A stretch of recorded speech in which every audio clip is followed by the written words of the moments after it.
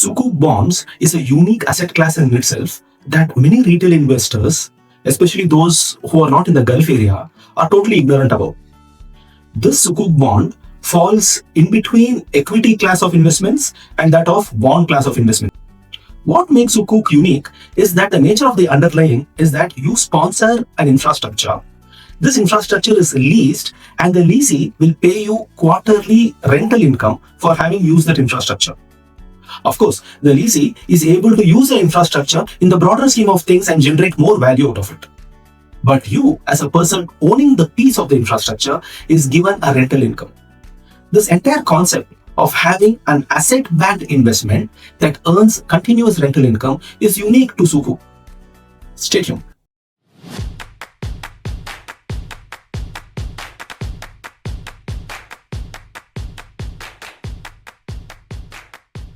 Welcome to The Explainer.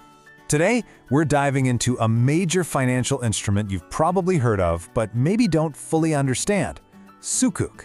Now, it's often called an Islamic bond, but as we're about to see, it's actually something fundamentally different and pretty fascinating. So let's kick things off with a big question that really gets to the heart of what makes Islamic finance so unique. You know, in a world that's pretty much built on loans and interest, how do you even create a system for investment that doesn't use them? The answer to that is the key to understanding, well, everything that comes next. To really wrap our heads around what Sukuk are, we first need to do a super quick review of their conventional counterpart, the bond.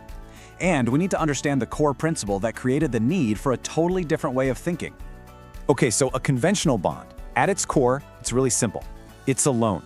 That's it. You give your money to a company or a government, they use it, and in return for that loan, they pay you interest. You're the lender, they owe you a debt. It's a cornerstone of, modern finance. Now, here's where things get really interesting. Islamic financial principles have a strict prohibition against earning returns from interest, something known as riba. And this means that the entire model of lending money in exchange for interest payments, it's just off the table. So you can see the challenge, right? A completely new tool was needed for large-scale investment. So, if you can't raise money through interest-based loans, how in the world do you do it? Well, the answer lies in a completely different kind of structure, one that's built on a whole different philosophy. And this brings us to Sukuk. Now, even though people call them Islamic bonds, it's way more accurate to think of them as Islamic investment certificates. A Sukuk certificate doesn't represent a loan you made, it represents your actual partial ownership of something real, like a building, a piece of machinery, or even a whole project. And this right here, this is the crucial point. It's a fundamental shift in thinking. When you hold a bond, you're a lender. When you hold a Sukuk, you're a part owner. Your potential for making a profit and your risk is tied directly to how well that asset performs, not to some pre-agreed interest rate. Okay, let's put them side by side. This is where the difference becomes crystal clear, and you can really see how these two paths just completely diverge. This chart just lays it all out perfectly. A bond is based on debt, it's a loan. A Sukuk, it's based on owning an asset.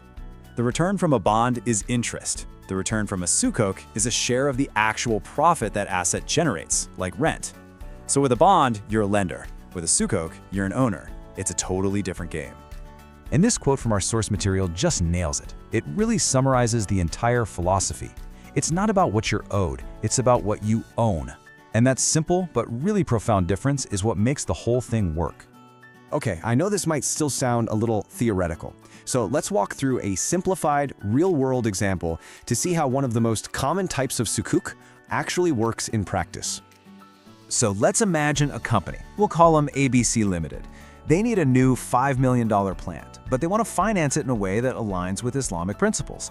So they decide to use something called an Ijara Sukuk, which is basically based on leasing. The very first thing ABC Limited does is create a totally separate legal company, and it's known as a Special Purpose Vehicle, or SPV. The easiest way to think about the SPV is as an independent middleman. Its only job is to manage this whole transaction between the company and all the investors. So let's walk through this step by step. First, the SPV raises the $5 million by selling those Sukuk certificates to investors. Then, the SPV takes that money and goes and buys the plant. Now here's the critical part. The Sukuk holders, the investors, are now the legal owners of this physical plant. Next, the SPV leases that plant back to ABC Limited, which, needs it to run its business. So, ABC Limited pays regular rent to the SPV. And finally, the SPV takes that rental income and passes it along to the Sukuk holders. That's their profit. See? It's a return generated from a real economic activity. Leasing, not from a loan.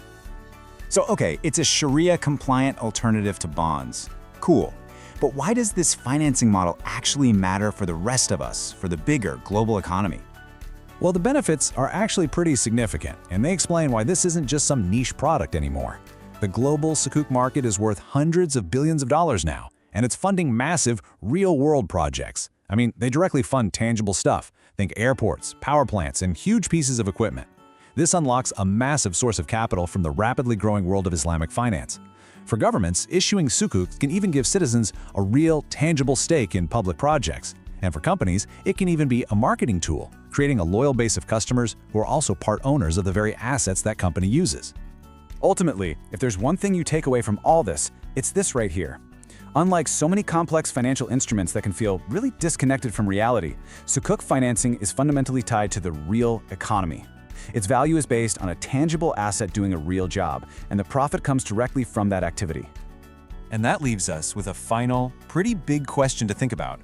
In a world that's often worried about financial speculation and bubbles, what could the wider implications be of a system where investment is always anchored to real productive assets?